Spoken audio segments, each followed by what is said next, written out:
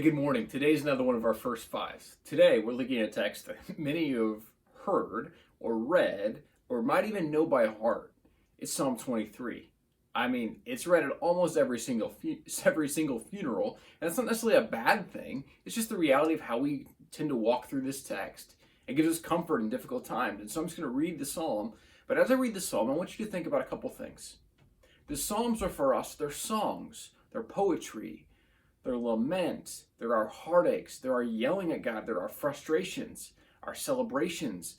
They are literally the outpouring of our heart, both good and bad, towards God.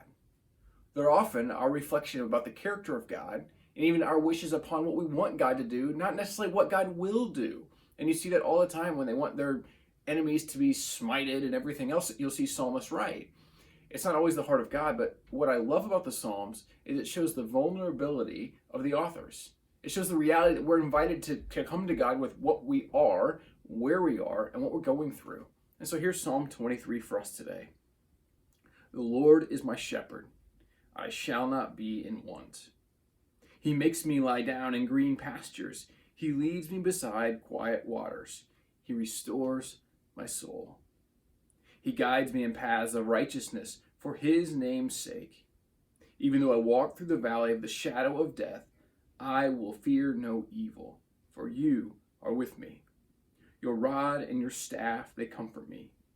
You prepare a table before me in the presence of my enemies. You anoint my head with oil. My cup overflows. Surely goodness and love will follow me all the days of my life, and I will dwell in the house of the Lord forever. I love how David begins this psalm. The Lord is my shepherd. In other words, I get it. I'm kind of like a dumb sheep, and I need to follow someone, and I need someone to direct me, and I trust that that's who God is. That he loves me, and he wants to direct me, and he's got good for me. And here's what I know, and I love how David ends this psalm. He ends this psalm with this simple idea.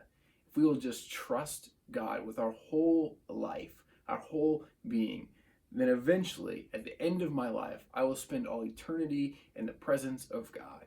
That I can live as a person who gets to sit among him, and I will dwell in the house of the Lord forever.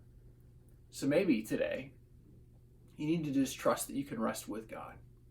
You just need to trust that in the midst of heartache and difficulty and all that's going on, that God is present, that God is not absent, that if you will trust that God, through his son Jesus and through the work of his Spirit, will shepherd your life, will lead you in a direction where you'll find goodness, where you'll find there's a table for you that you're invited to, that God's kingdom has a space for you, and honestly, it has a space for everyone who wants to come.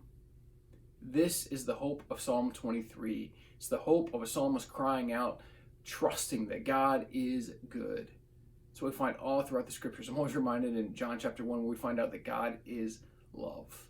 It's as if the psalmist already knew that before that was ever even written. So rest in these words today and trust that the Lord is your shepherd. We'll catch you next time for another First Five.